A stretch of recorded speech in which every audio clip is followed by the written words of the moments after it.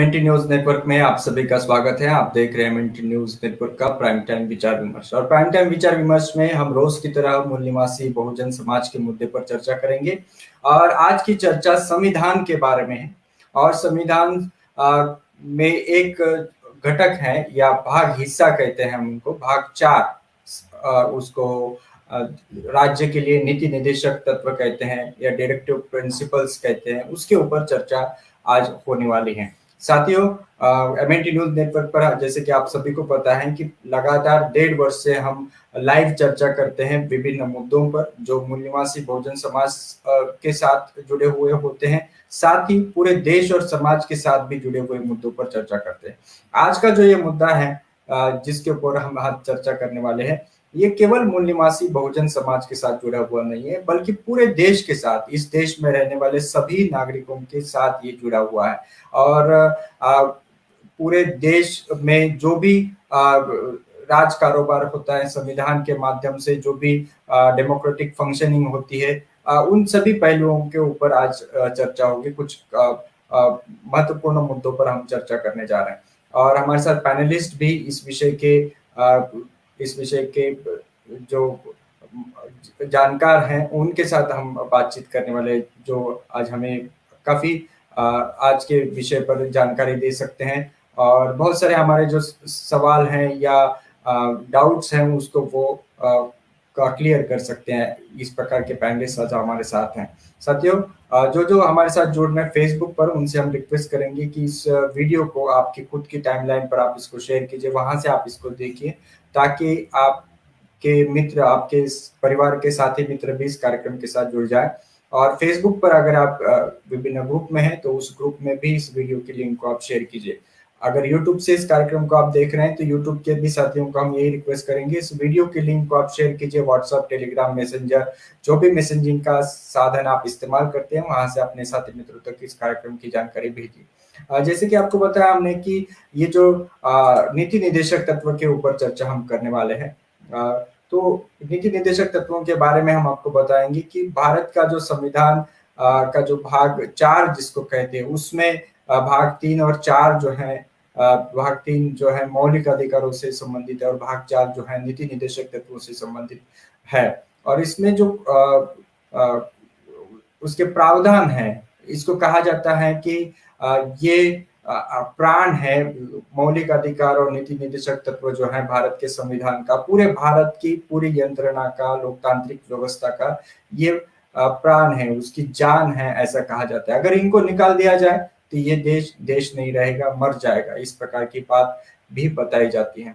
तो ये नीति निर्देशक तत्व जो है ये क्यों महत्वपूर्ण है और इसको पढ़ा जाता है तो खास करके जो विभिन्न परीक्षाओं के लिए उपस्थित रहते हैं, सरकारी सेवाओं की परीक्षा देते हैं और उनके वो अधिकतर इसको पढ़ते हैं, या स्कूलों के खास करके विश्वविद्यालय, इसमें जो लोग कानून की पढ़ाई करते हैं या राजनीति विज्ञान पढ़ते हैं, उनमें इसकी पढ़ाई होती है।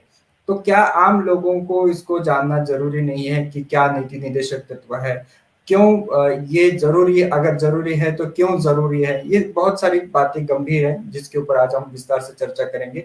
पुनः एक बार आप सभी से रिक्वेस्ट, इस वीडियो के लिंक को आप शेयर कीजिए और आज के विषय के बारे में हम आपको बताएंगे। आज का विषय का बैनर आपकी स्क्रीन पर है, संविधान में वर्णित नीति निर्देशक तत्व और सरकारों द्वारा इसकी उपेक्षा, इस विषय पर चर्चा होगी। पुनः एक बार विषय को देखिए, संविधान में वर्णित नीति निर्देशक तत्व और सरकारों द्वारा इसकी उपेक्षा। इस विषय पर हमारे साथ जुड़े हुए मूल निवासी एडवोकेट मनोज सोनकर जी, राष्ट्रीय महासचिव हैं आभाष संघ महासंघ से, और मूल निवासी एस धमी सर हमारे साथ हैं, राष्ट्रीय अध्यक्ष है मूल निवासी कर्मचारी कल्याण महासंघ अर्थात मक्कम से, और मूल निवासी डॉक्टर उमेश चंद्र गोम सर हमारे साथ हैं, राष्ट्रीय अध्यक्ष है मूल निवासी संघ के राष्ट्रीय अध्यक्ष हैं, और मूल निवासी SR बागड़ी जी हमारे साथ हैं, आप बामसेफ हरियाणा राज्य यूनिट के राज्याध्यक्ष हैं, तो साथियों, जो साथी हमारे साथ जुड़ रहे हैं एमएनटी न्यूज नेटवर्क पर, आप सभी से पुनः एक बार रिक्वेस्ट, इस वीडियो की लिंक को आप शेयर कीजिए।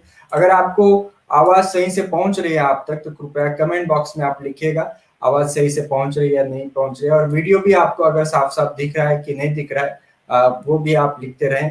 वक्ताओं के भी आवाज अगर आपको नहीं भी मिल रहा है या मिल रहा है तो आप हमें बताते रहें कमेंट बॉक्स में। तो मैं सभी हमारे जो पैनलिस्ट है उनको आमंत्रित करना चाहूंगा आज की लाइव चर्चा। जी, बहुत बहुत स्वागत है SS धम्मी सर और एडवोकेट मनोज सोनकर जी और उमेश चंद्र गौड़ और बागड़ी सर। जय भीम जय मूल्यवासी इस लाइव कार्यक्रम में आप सभी का जय भीम जय भीम जय मूल्यवासी। हम चर्चा को शुरुआत करेंगे एडवोकेट मनोज सोनकर सर से। सोनकर सर, ये जो बात हम करते हैं कि डीपीएसपी, जिसको शॉर्ट फॉर्म में कहा जाता है डायरेक्टिव प्रिंसिपल्स अंग्रेजी में कहा जाता है, और दिशा निर्देशक तत्व या निदेशक तत्व संविधान के हिंदी में अगर पूछे हम तो निदेशक तत्व कहा जाता है। तो बताया जाता है कि ये जो भारत का संविधान का ये प्राण है, मौलिक अधिकार और निदेशक तत्व, क्या वजह है? और ये भी बोला जाता है कि ये व्यापक है। नीति निदेशक तत्व मौलिक अधिकारों की रक्षा करता है, मौलिक अधिकार आपको उपलब्ध कराता है या मौलिक अधिकार का इस्तेमाल करने के लिए आपको काबिल बनाता है। ऐसी काफी सारी बातें बताई जाती हैं।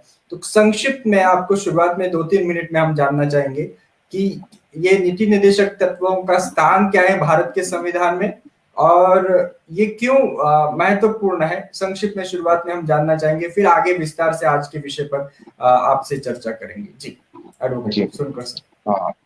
जय भीम जय मूल्यवासी। सर, ये कॉन्स्टिट्यूशन के आर्टिकल 36 से लेके 51 में टीपीएसपी, या इसको हम directive principle of the state policy बोलते हैं। तो बेसिकली इसमें आप पहले इसकी पहली लाइन में ही देखें, directive principles of the state policy, यानी जो स्टेट की पॉलिसी होंगी उनके लिए जो नीति है उसका जो निर्देशक है, ये आर्टिकल 36 से लेके 51 तक होगा। पहले तो आप एक डायरेक्टिव प्रिंसिपल ही समझिए कि ये स्टेट पॉलिसी को डायरेक्ट करने के लिए ये सारे 36 से लेके 51 तक बनाए गए हैं। अब इस पे थोड़ा सा और चर्चा करते हैं, जिसमें सबसे इम्पोर्टेंट बात यह है कि ये संविधान में इकोनॉमिकली जो वेलफेयर करना है, इकोनॉमिक जस्टिस देना है, उसके प्रिंसिपल्स को फॉलो करते हैं बेसिकली। आप इसमें 38 को देखेंगे तो आर्टिकल 36 से शुरू है डिफिनेशन के बाद। तो आर्टिकल 38 में सबसे पहले ये कहते हैं कि promotion of welfare of the people, secure A social order for promotion of welfare of people. 38, 39 basically economic justice की बात करता है। जैसे कि फंडामेंटल राइट आपके सोशल और मौलिक अधिकारों की सुरक्षा करता है, वैसे ही directive principle of state policy ये आपके इकोनॉमिक जस्टिस को जस्टिफाई करने के लिए है कि अगर कोई भी पॉलिसीज बनाए जाएंगे स्टेट से, तो आपको उस पर्टिकुलर 36 से लेके 51 के बीच में स्टेट पॉलिसी होनी चाहिए, जो कि जितनी भी पॉलिसीज होंगी। और ये 36 से लेके 51 ही ये मतलब यही नहीं है कि सिर्फ इतनी ही डीपीएसपी हैं, इसके अलावा इनके वास्ट हैं, ये बहुत सारी चीजें इनमें बढ़ाई जा सकती हैं, इंटरप्रिटेशन किया जा सकता है हर चीज का। सोशल जस्टिस के लिए, इकोनॉमिक जस्टिस के लिए जो भी चीजें की जा सकती हैं वो सारी चीजें हैं इसमें। जब सबसे इम्पोर्टेंट जो इसमें आर्टिकल है वो 46 है SC ST के लिए।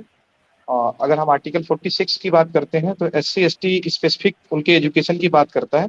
Promotion of education and economic interest of the schedule caste, means education and economic interest of the schedule caste and schedule tribe and other weaker sections. Particularly ये 46 जो है, जितने भी एजुकेशनल इंस्टीट्यूट्स हैं या जो स्कॉलरशिप SC ST को मिलते हैं, ये उसकी स्टेट पॉलिसीज के लिए उसको गवर्न करता है। उसी तरह से जैसे हेल्थ से रिलेटेड है 47 है, 38, 39 जो मेन डीपीएसपी है, जो हमारे मूल निवासी बहुजन समाज के लिए सबसे इम्पोर्टेंट सेक्शंस हैं, आर्टिकल्स हैं। और इनके बारे में हमें सबको, एक एक व्यक्ति को बताना चाहिए, जन जन को बताना चाहिए, जितने भी हमारे बहुजन समाज मूल निवासी के लोग हैं, उनके अलावा भी जो जनरल लोग हैं उनको भी पता होना चाहिए कि जैसे आर्टिकल 38 कहता है कि भाई जितने भी यहाँ पे रिसोर्सेज होंगे भारत की, हर एक रिसोर्स को इक्वली डिस्ट्रीब्यूट करने की कोशिश करेगा स्टेट, और किसी भी ग्रोथ को, जो वेल्थ की ग्रोथ को रोकने की कोशिश करेगा। साथ ही साथ बहुत सारी ऐसी और भी आर्टिकल हैं जिसमें बेसिकली डीपीएसपी की चीजें लिखी हुई हैं जो कि economically welfare and social welfare है। साथ ही अब समस्या यहाँ पे ये है कि कोई भी स्टेट जो है इसको फॉलो नहीं कर रहा है। उसका रीजन ये है कि इसके लिए, जैसे फंडामेंटल राइट्स के लिए संवैधानिक उपचार आर्टिकल 32 में दिया हुआ है। लेकिन यहाँ पे आर्टिकल, कोई भी ऐसा आर्टिकल नहीं है कि जिसमें ये कह सकें कि हम भाई अगर आपका ये वाला डीपीएसपी फॉलो नहीं होता है तो आपको संवैधानिक उपचार प्राप्त नहीं होता है। ऐसा ऐसा जो है सर, ऐसा सुप्रीम कोर्ट और हाई कोर्ट के जजेस कहते हैं। सर एक मिनट, एक सेकंड और पूरी बात करें। जी, एक मिनट के लिए। ये एक्चुअली में जो सुप्रीम कोर्ट और हाई कोर्ट के जजेस जिसको मिस इंटरप्रिटेशन करते हैं डीपीएसपी को अगर हम चाहें तो 227 आर्टिकल है जो कि हाई कोर्ट्स को गवर्न करता है, वहां से हम लागू करवा सकते हैं। जैसे पॉलिसी मेकिंग का काम जो है, कभी कभी हम जब जाते हैं तो जुडिशरी कहते हैं कि नहीं हमारा काम पॉलिसी मेकिंग नहीं है, स्टेट का है, बट जो पॉलिसी मेकिंग है उसको सुपरवाइज कर सकते हैं। बहुत सारे ऐसे आर्टिकल है सुप्रीम कोर्ट के पास, जैसे 141 है जिसमें कि वो लॉ पास करके खुद ही लॉ बना सकते हैं, कोई भी जजमेंट पास करके। तो सर बेसिकली सरकार जो है, जितनी भी सरकारें हैं, जब तक वो चाहेंगी नहीं, उनकी मंशा नहीं है। और रीजन ये है कि मंशा इसलिए नहीं है कि वो बहुजन और मूल्यवासियों की वेलफेयर के लिए डीपीएसपी है, तो ये उनकी इसकी वजह से ये प्रॉब्लम होगी। जी बिल्कुल, उस मुद्दे पर भी हम आएंगे, आपसे विस्तार से बातचीत करेंगे कि क्यों लागू नहीं कर रही है या क्यों उपेक्षा होती है इस डीपीएसपी के। आगे भी हम आपसे चर्चा करेंगे। बहुत बहुत धन्यवाद। मैं पुनः आपके अगले राउंड में आपकी तरफ आऊंगा। बागड़ी जी, अब ये जो एडवोकेट साहब हमें बता रहे थे अभी, जो संविधान के नीति निर्देशक तत्व हैं 36 से लेकर के 51 तक निदेशक तत्व हैं, और वो राज्य के लिए, अर्थात जो भी सरकारें हैं, केंद्र सरकार और राज्य सरकार, उनके लिए है कि उन्होंने किस प्रकार से देश चलाना चाहिए, या उनकी जो सत्ता है, उनके पास जो अधिकार है, वो कौन कौन से मुद्दों को ध्यान में रखना चाहिए। बाकी बहुत सारी बातें संविधान में है। आपसे मैं ये जानना चाहूंगा कि किसी भी नागरिक के लिए, किसी भी व्यक्ति के लिए, किसी भी आम व्यक्ति के लिए ये निदेशक तत्वों की जानकारी रखना क्यों जरूरी है? संक्षिप्त में आपसे शुरुआत में हम ये जानना चाहेंगे। जी। जय भीम, जय मूल्यवासी। आपको मेरी आवाज सुनाई दे रही है? जी मिल रही है। देखिए, जिनके लिए कानून बनता है या संविधान में जो नीति निर्देशक तत्व दिए गए हैं, यदि उनको ही पता नहीं होगा, मान लो किसी को अपने अधिकारों का ही पता नहीं होगा, तो फिर वो कैसे आगे बढ़ सकेगा। इसलिए देश के हर नागरिक को, अदर कंट्री क्यों सक्सेस है, वहां के नागरिकों को अपने अधिकारों के बारे में पता है कि उनके लिए किस किस उनके कॉन्स्टिट्यूशन में क्या क्या अधिकार दिए हुए हैं। हमारे देश में ऐसा प्रावधान तो है, लेकिन लोगों तक मैसेज ही नहीं गया है। और जब तक कि हमें जानकारी नहीं होगी तो हम जो हमारे अधिकार है, वो चाहे नीति निर्देशक तत्व हो, हमारे फंडामेंटल राइट हो, या दूसरे जो भी पॉलिटिकल राइट या अदर राइट जो भी है, जब तक हमें जानकारी नहीं होगी तब तक हम अधिकारों के प्रति जागरूक नहीं होंगे, और जागरूक ही नहीं होंगे तो हम वो अधिकार मिल नहीं सकेंगे। इसलिए जो आम पब्लिक है, आम नागरिक है देश के, जो लोकतंत्र का मेन हिस्सा है, जो संविधान के अकॉर्डिंग बाबा साहब ने जिनको लोकतंत्र का मालिक बनाया है, आम नागरिक को, यदि उनको जानकारी होगी तो जो ये जितने भी जो गड़बड़ होती है, चाहे वो कर्मचारी वर्ग करता है या फिर प्रतिनिधि करते हैं, यदि उनको जानकारी हो जाएगी तो इस तरह की जो भी उनके अधिकारों के प्रति उनकी गलत सोच है या लागू नहीं होते अधिकार, नियम लागू नहीं होते, वो नहीं हो पाएगा। इसलिए देश के हर नागरिक को, even a student, even a कर्मचारी और आम नागरिक, सबको अपने अधिकारों के बारे में जानकारी होना बहुत जरूरी है। और ये मूल निवासियों को तो बिल्कुल भी, मतलब कई जगह देखते हैं कि उनको पता ही नहीं है बेचारों को। हमारे यहाँ तक कि हम देखते हैं कि हमारे जो वकील है या अदर हमारे परिवार के, हमारी टीम के जो मेंबर हैं, उनको इंडियन कॉन्स्टिट्यूशन के फर्स्ट आर्टिकल तक का भी पता नहीं होता। तो जब तक हमारे देश के लोगों को, हमारे देश के नागरिकों को पता नहीं रहेगा, पता नहीं लगेगा कि भी उनके अधिकार क्या है, तो वो कैसे वहां तक पहुंचेंगे, अपने अधिकारों के प्रति कैसे जागरूक होंगे, उन्हें क्या पता रहेगा। और जैसे मैं आपको इसमें नीति निर्देशक तत्व में आर्टिकल 39 है जो कहता है समान काम समान वेतन मिलना चाहिए। अब यदि देश के नागरिकों को पता है कि भी समान काम समान वेतन का मतलब क्या है, चाहे प्राइवेट जॉब कीजिए या गवर्नमेंट जॉब कीजिए, आपको समान काम समान वेतन मिलेगा, बट लोगों को जानकारी नहीं है और जो सिस्टम में बैठे लोग हैं वो बताना नहीं चाहते, क्योंकि कहीं न कहीं उनकी जो सीक्रेसी लीक होती है, वो जिस तरह की समाज के साथ या सिस्टम के साथ छेड़खानी करते हैं वो इसलिए नहीं बताना चाहते क्योंकि उनका पेट और गेट बढ़ेगा नहीं। तो इसलिए जानकारी हथियार है, जब तक समाज में जानकारी ही नहीं जाएगी तो जो जानकारी वाला हथियार है, जो अधिकारों वाला हथियार है, वो लोग, वो नागरिक उसका यूज नहीं कर पाएंगे। इसलिए हमें सब ने मिलकर ज्यादा से ज्यादा संवैधानिक जानकारी समाज के बीच में देनी होगी। उसमें नीति निर्देशक तत्व भी हैं, फंडामेंटल राइट्स भी हैं, सारे न्यायिक जो एक आम नागरिक के लिए सामाजिक, राजनीतिक, आर्थिक, न्यायिक जो अधिकार है वो समाज के बीच में बहुत जरूरी है जाने। जी जी जी जी, बहुत बहुत धन्यवाद सर, बागड़ी सर। पुनः आपके तरफ आएंगे और ये इसके ऊपर अमल हो रहा है कि नहीं हो रहा है उसके ऊपर भी आपसे हम जानकारी आगे लेंगे। उमेश चंद्र गोंड के तरफ, उमेश चंद्र गोंड सर के तरफ आते हैं, डॉक्टर उमेश चंद्र गोंड सर।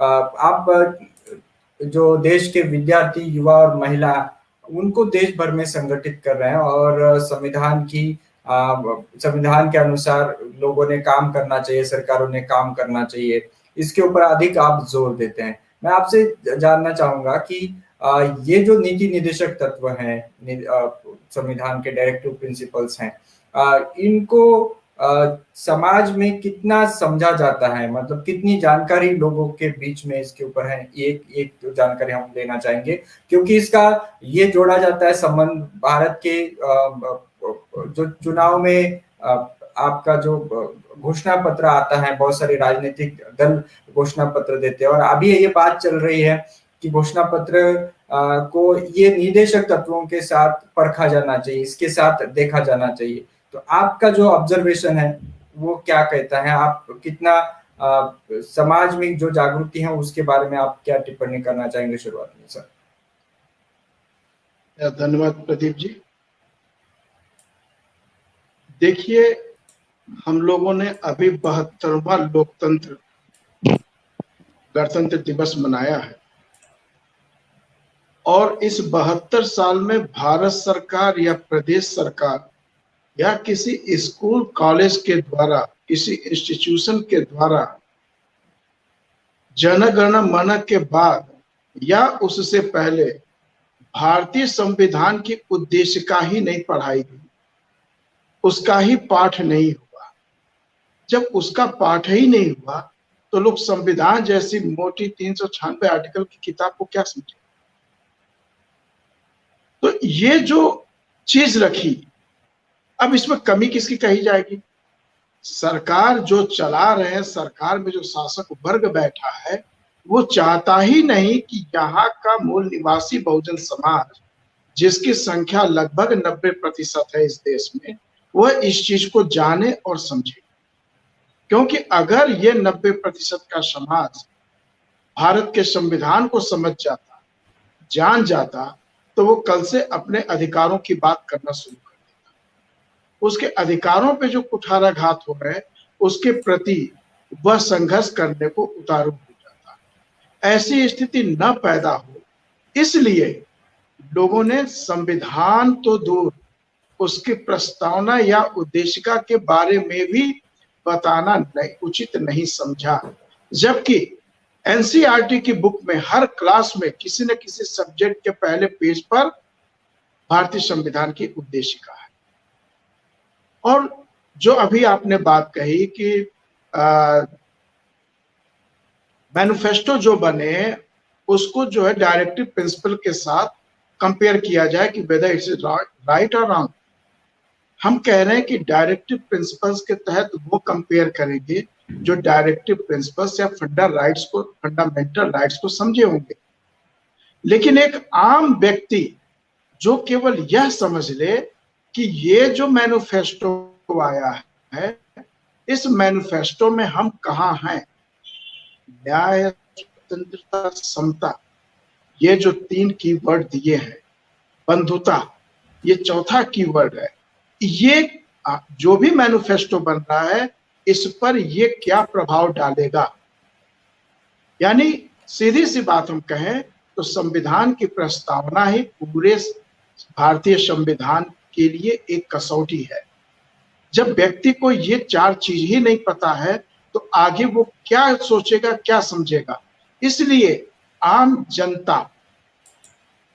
जनता इस विषय से पूरी तरह उदासीन है और इसकी बजाय वह दैट वर्ल्ड में, परलोक में विश्वास रखता है और समझता है कि सारा कुछ वहीं से बेहतर हो जाएगा।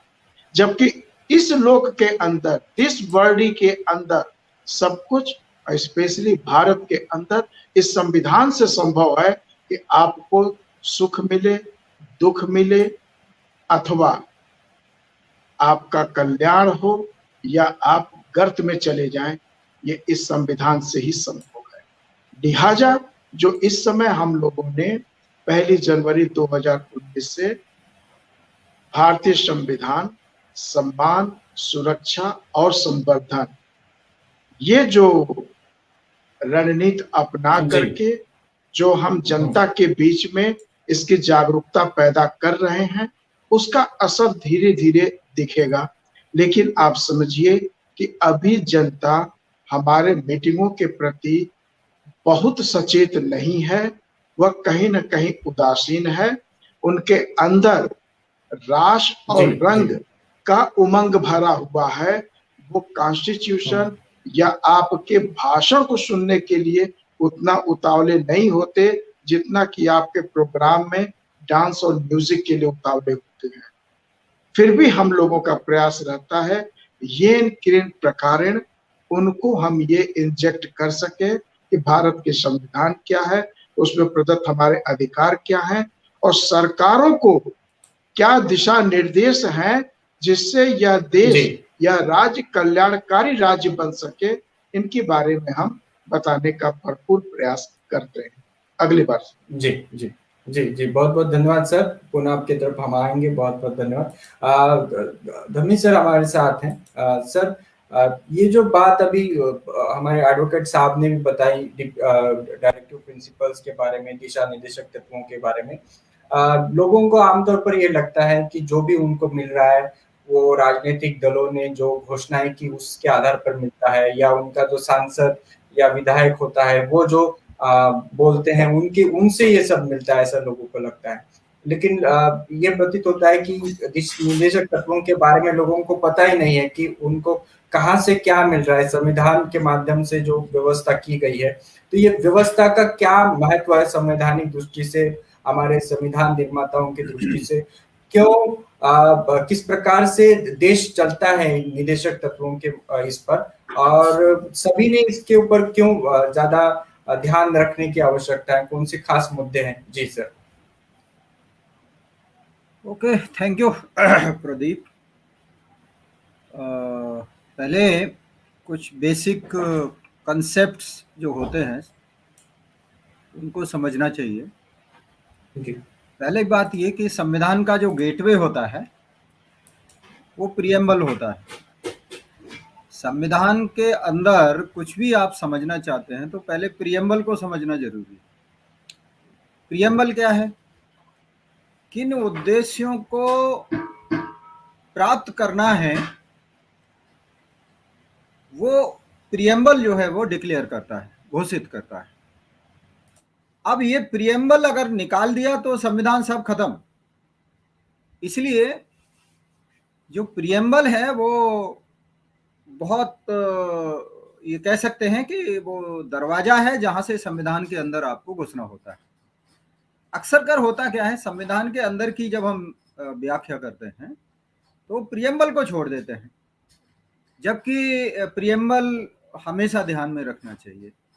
तो प्रियम्बल में जो उद्देश्य घोषित किए गए हैं उनको प्राप्त करने के लिए ये पूरा का पूरा जो सिस्टम है, जो तंत्र है, जो व्यवस्था है, रेगुलेशंस हैं, डिस्ट्रीब्यूशन ऑफ पावर है, फंडामेंटल राइट्स हैं, अलग अलग जो अंग हैं उनको अलग अलग जिम्मेदारियों का जो बंटवारा है, जुडिशरी क्या करेगी, एग्जीक्यूटिव क्या करेगी, आपका विधायिका क्या करेगी, ये जो तमाम व्यवस्थाएं हैं।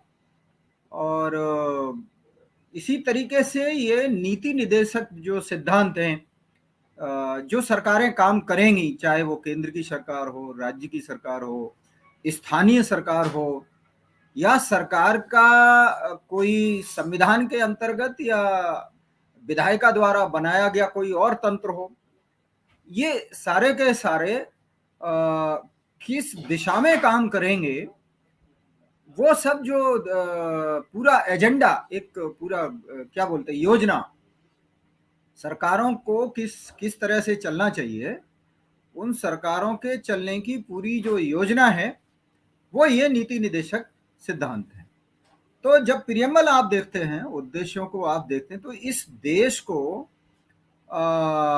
अंग्रेजों से इधर पावर जो ट्रांसफर कराया गया, मैं उसको आज़ादी का आंदोलन नहीं बोलता, पहले भी नहीं बोलता था, मैं अभी भी नहीं बोलता हूँ, और आगे भी मैं इसको आज़ादी का आंदोलन नहीं समझता, बोलने वाला हूँ। ये पावर ट्रांसफर था कि भाई अंग्रेजों से इधर हमारे हाथों में पावर ट्रांसफर आना चाहिए।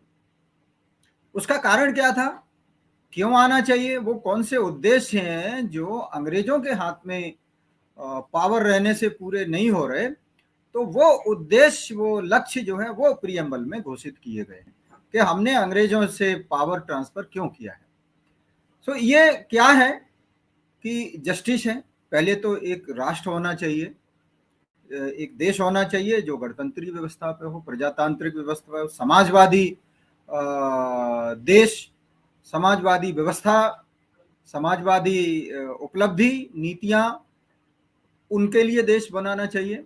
और उसमें हर व्यक्ति को क्या सुनिश्चित करना है, वो न्याय सुनिश्चित करना है, भाईचारा सुनिश्चित करना है, स्वतंत्रता सुनिश्चित करनी है, और व्यक्ति की जो गरिमा है वो टॉप मोस्ट है।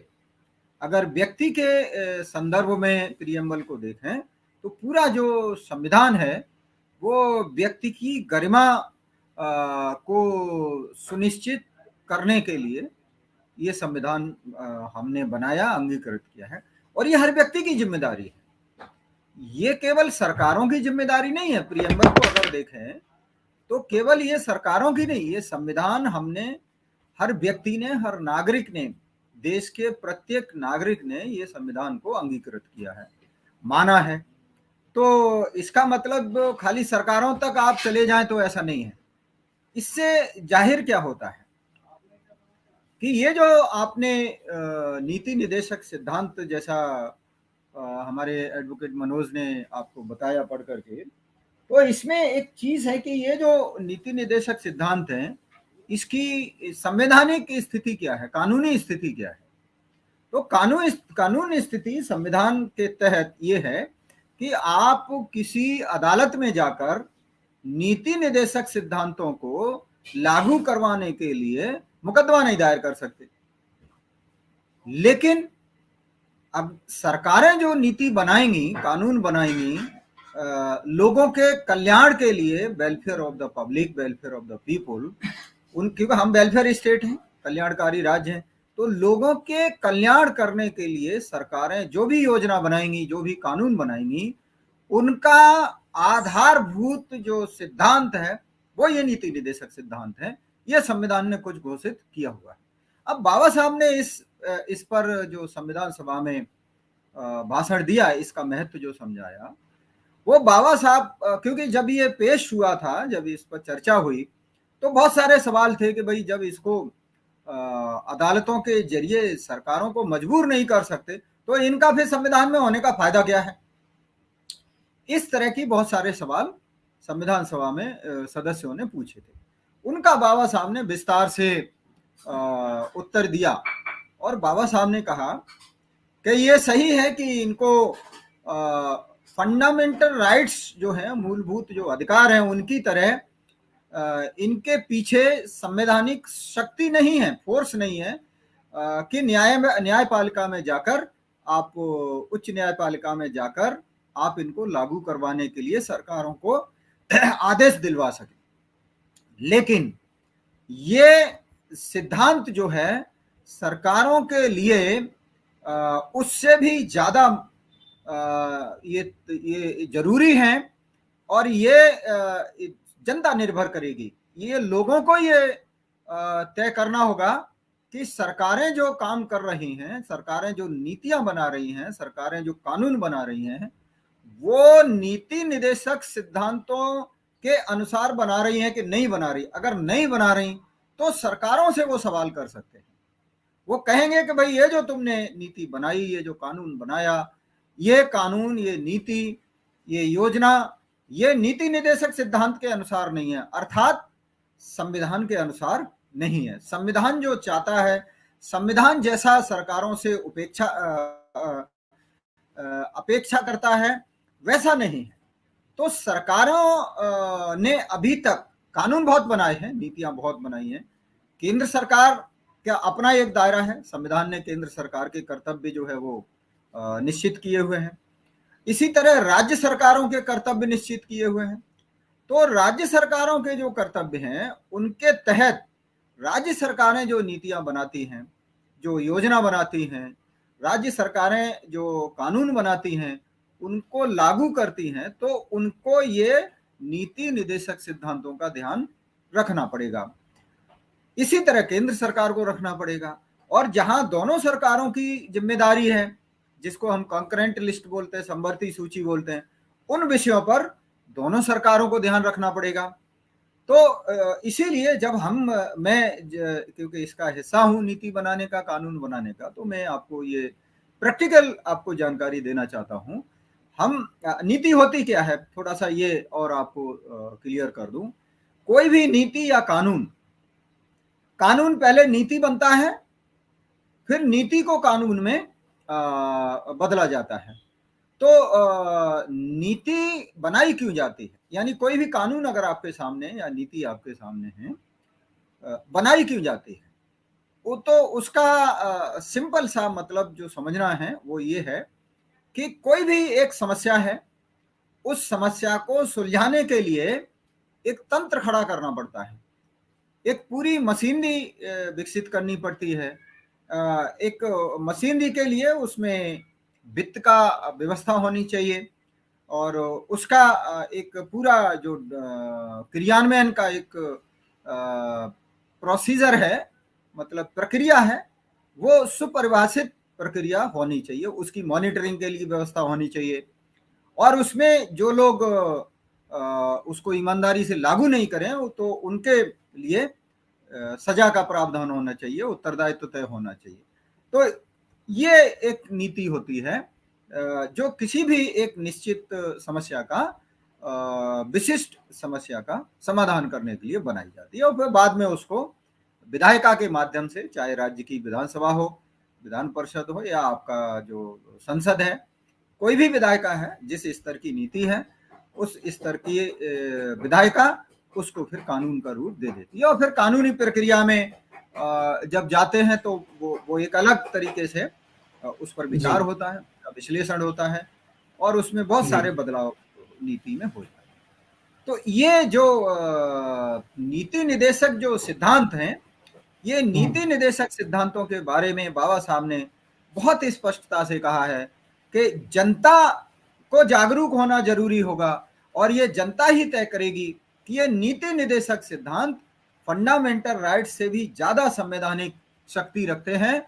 क्योंकि जनता अगर ये पूछना शुरू कर देगी कि तुम्हारा जो क्रियाकलाप है, तुम्हारी जो कार्य प्रणाली है, तुम्हारी जो नीतियां हैं, तुम्हारे जो क्रियान्वयन का जो ढंग है, तुम्हारे जो परिणाम आ रहे हैं सरकार के, वो नीति निदेशक सिद्धांतों के अनुसार नहीं है, इनमें से कोई भी वो अचीवमेंट नहीं हो रही, वो प्राप्ति नहीं हो रही, वो उद्देश्य हासिल नहीं हो रहा जो नीति निदेशक सिद्धांतों ने घोषित किए हुए हैं। तो इसलिए ये नीति निदेशक सिद्धांत लोगों के लिए, लोगों के कल्याण के लिए और इस देश को एक शक्तिशाली देश बनाने के लिए ये जरूरी है। और यहाँ ये ध्यान रखना चाहिए कि जो पार्टियां ये जो जैसे विषय का जो मेन जो थ्रस्ट है, फोकस है, तो उसमें ये आप इसको व्याख्या कर सकते हैं, समझ सकते हैं कि जो पार्टियां मैनिफेस्टो डिक्लेयर करती हैं वो लोगों को मूर्ख बनाने का धंधा है, चाहे वो हमारे लोगों की पार्टियां हों या दूसरे लोगों की पार्टियां, चाहे वो ओबीसी के लोगों ने बनाई हो, एससी के लोगों ने बनाई हो, एसटी ने बनाई हो, मुसलमानों ने बनाई, किसी ने भी बनाई, क्योंकि ये नीति निदेशक सिद्धांत और फंडामेंटल राइट्स और प्रीएम्बल, ये तीनों मिलाकर के ये खुद में ही मैनिफेस्टो है। यही सरकारों का एजेंडा है, यही सरकारों के लिए घोषित जिम्मेदारी है। तो काहे का मैनिफेस्टो भाई, किस लिए मैनिफेस्टो बना रहे? जब इनमें सब कुछ दिया हुआ है कि सरकारों को करना गया है, तो काहे का मैनिफेस्टो? ये उनको जो है ये जनता को बेवकूफ बनाने का धंधा है। तो हमें लोगों को ये विस्तार से, गंभीरता से और लोगों की भाषा में, ये नहीं कि बहुत ज्यादा इंटेलेक्चुअल बन के उनको समझाएंगे तो उनके सिर के ऊपर से चला जाता है, उनको कुछ समझ में नहीं आता कि भाई क्या बता करके गए क्या नहीं। तो इसलिए ये जितनी आसान भाषा में ये संविधान में वर्णित है, आप देखेंगे बिल्कुल बहुत ही आसान भाषा में वर्णित है। बिल्कुल, उसी भाषा में अगर हम लोगों को जागरूक करते हैं तो ये नीति निदेशक सिद्धांत, ये जो वैधानिक न्यायिक जो दखलंदाजी है उसकी जरूरत भी नहीं पड़ेगी और ये बहुत ही शक्तिशाली चीज बन जाएगी सरकारों के लिए, नियंत्रण बन जाएगा, कंट्रोल बनेगा सरकार। जी बिल्कुल बिल्कुल, बहुत बहुत धन्यवाद सर। आगे आपसे हम ये जानेंगे कि क्या सरकारों द्वारा इसकी उपेक्षा हो रही है, अनदेखी हो रही है, अगर हो रही है तो नागरिकों ने क्या क्या कदम उठा सकते हैं। एक तो आपने बताया विस्तार से, उसके ऊपर भी और भी क्या क्या बातें हो सकती है, इसके ऊपर हम विस्तार से अभी चर्चा करने वाले हैं। एडवोकेट साहब से शुरुआत करते हैं इस मुद्दे को। एडवोकेट साहब, आप शुरुआत में बता रहे थे कि इसको लागू करवाया जा सकता है निदेशक तत्वों को, और इसका कुछ कानूनी पहलू भी आप बता सकते हैं, लेकिन उसके पहले मैं आपसे जानना चाहूंगा कि धम्मी साहब ने भी हमें बताया कि इसका महत्व कितना है, क्योंकि ये लागू करवाना जिम्मेदारी ये नागरिकों की है, नागरिकों ने उसके ऊपर समझना चाहिए, ये बातें आती हैं। तो लेकिन क्या इसके आड़ में क्या आपको लगता है कि जो सरकारें हैं, राज्य सरकार हो या केंद्र में बैठी हुई सरकार हो, कोई भी, आज की नहीं इसके पहले भी, क्या इन्होंने इन निदेशक तत्वों की, डायरेक्टिव प्रिंसिपल्स की क्या अनदेखी की है, क्या इसकी उपेक्षा की है? अगर की है तो आप उसकी कुछ उदाहरण अगर बता सकते हैं हमें तो हमें बताएं, और ये भी बताएं कि आप जो कानूनी पक्ष रखना चाहते थे कि इसको रोका जा सकता है या लागू करवाया जा सकता है, तो कैसे? जी सर, एक्चुअली में जो आप कह रहे हैं उसका सबसे पहला एग्जांपल, जैसे आज के डेट में, आज के समय में निजीकरण और जो जितने भी सरकारी उपक्रम हैं, ये 2014 से जब से बीजेपी की सरकार आई है उसने शुरू कर दिया है।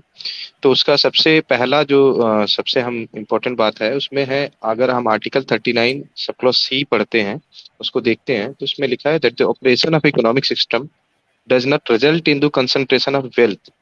सबसे इम्पोर्टेंट बात यह है कि जो भी पॉलिसी बनेगी सरकार की, वो उसमें सबसे पहला एक एग्जाम्पल, एक सबसे स्ट्रिक्ट बात है कि जो भी इकोनॉमिक सिस्टम का ऑपरेशन होगा वो उसका रिजल्ट कभी भी ऐसा नहीं होना चाहिए कि वो किसी को वेल्थ के, किसी को कंसंट्रेशन को बढ़ावा दे रहा हो, जैसे किसी की भी जो पूंजीवादी व्यवस्था है उसको बढ़ावा दे रही है। तो सबसे बढ़िया एग्जाम्पल तो अभी देखिए मोदी सरकार है, उसने जो है लगभग सभी सरकारी जितने भी उपक्रम है सबका निजीकरण करके उनको बेच रहे हैं प्राइवेट, इवन जो है प्लेटफॉर्म्स, रेलवे स्टेशन और जितनी भी एयरपोर्ट सब बेच रहे हैं। तो उसको हम रोक सकते हैं। इसके लिए जो जनरल पब्लिक है वो जाके कोर्ट्स में ये कह सकता है कि ये जो पॉलिसीज है इनकी वो अगेंस्ट दी कॉन्स्टिट्यूशन है, डीपीएसपी के अगेंस्ट में है, क्योंकि आर्टिकल 39C कहता है कि किसी की वेल्थ को कंसंट्रेट नहीं करना है। दूसरा क्या है कि अगर उसी में लिखा हुआ है आगे अब कि इकोनॉमिक सिस्टम का जो ऑपरेशन है उसके वेल्थ के बाद लिखा है and means of production to the common detriment. मतलब ऐसा भी हो सकता है कि जो इकोनॉमिक सिस्टम है वो आम नुकसान को बढ़ावा देने वाला हो जाए, जो उसका मीन्स हो जाए वो आम नुकसान, मतलब जो इकोनॉमिक सिस्टम ऐसा ना बन जाए हमारा कि जिससे आम लोगों को नुकसान हो। तो बेसिकली अभी जो सबसे पहला एग्जाम्पल तो यही है लेकिन ये शुरुआत किया था कांग्रेस सरकार ने 1992 से ही, जब मनमोहन सिंह वित्त मंत्री थे, उन्होंने उदारीकरण, निजीकरण को शुरुआत किया था। तो सबसे पहला जो अगर हम अभी आज के दौर में ये चीज देखते हैं तो डीपीएसपी के पॉलिसी जो आर्टिकल 39 है उसका सी सब क्लॉज को ये वायलेट करता है। दूसरी चीजें और भी हैं, जैसे अगर आप देखेंगे इसके अलावा और सारी स्टेट हैं, जैसे इसमें है कि आर्टिकल 38 है, वो कहता है कि welfare of the people and protecting and welfare of the people by securing and protecting as effectively as it may be a social order in which justice, social, economic and political shall in shall inform all the institution of the national life।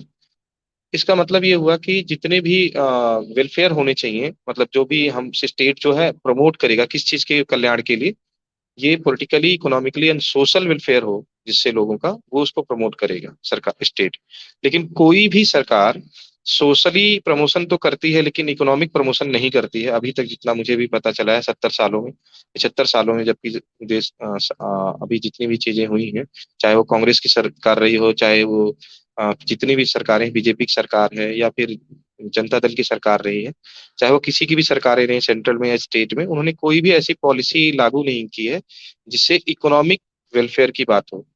Sir उसके अलावा अभी देखेंगे आप, उसकी next चीजें हैं, जैसे ये लोग सभी लोग कहते हैं कि भाई यूनिफॉर्म, एक सबसे इम्पोर्टेंट बात है वैसे तो डीपीएसपी में, यूनिफॉर्म सिविल कोड। ये कहते हैं, अभी मैं किसी मित्र से मेरी बात हो रही थी तो उनका नहीं, कॉमन सिविल कोड कहता है डीपीएसपी, जो कि मिसकंसेप्शन है, उसके बारे में बहुत सारी बातें कहते हैं। कॉमन सिविल कोड और यूनिफॉर्म सिविल कोड में बहुत डिफरेंस है, ये लीगली दोनों अलग अलग वर्ड हैं। कॉमन मतलब एक जैसा, और यूनिफॉर्म मतलब सबके लिए, ठीक है। जैसे अब स्कूल में हम यूनिफॉर्म पहनते हैं बच्चे, तो उनके लिए यूनिफॉर्म है, वो चाहे कैसे भी हो।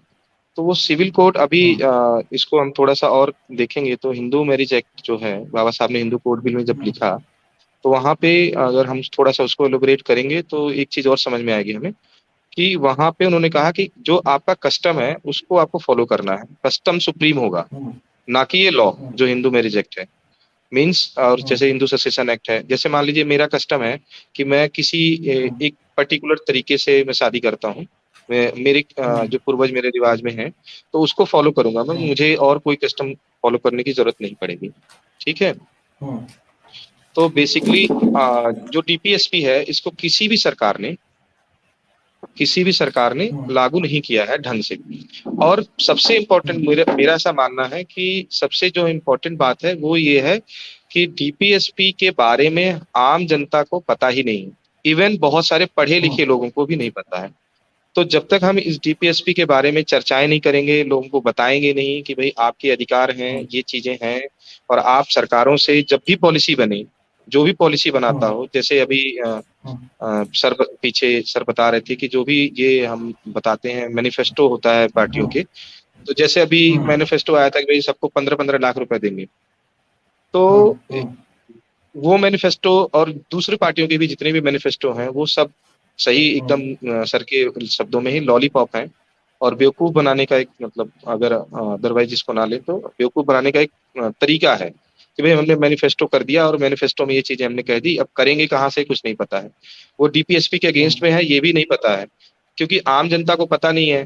जैसे अभी दिल्ली सरकार की बात करते हैं, दिल्ली सरकार कहती है हम सब कुछ फ्री देते हैं, बिजली फ्री, पानी फ्री, एजुकेशन फ्री, लेकिन बहुत सारी ऐसी चीजें हैं जो फ्री फ्री फ्री कह के उन्होंने अपने मैनिफेस्टो में ला दिया, और उसके एवज में आके सरकार बन गई, और उन्होंने सब कुछ जो कि डीपीएसपी के अगेंस्ट में है। अभी दिल्ली सरकार की बात करते हैं, यहाँ पे आम आदमी पार्टी की सरकार है, जो कि एकदम डायरेक्टली सारी जितनी भी सरकारी नौकरियां हैं खत्म कर रही हैं। जितनी भी नौकरियों, जैसे आप नौकरियां खत्म कर दी, सब कुछ खत्म हो गया भाई, आपका आरक्षण की सारी व्यवस्था खत्म हो गई जी, फंडामेंटल राइट की में दिया गया है आपके लिए, रिजर्वेशन की व्यवस्था है। डीपीएसपी में इकोनॉमिक सिक्योर करने की बात करते हैं, इकोनॉमिकली सिक्योर करने की बात कर रहे हैं, वो खत्म कर दिया। सब कुछ प्राइवेट है।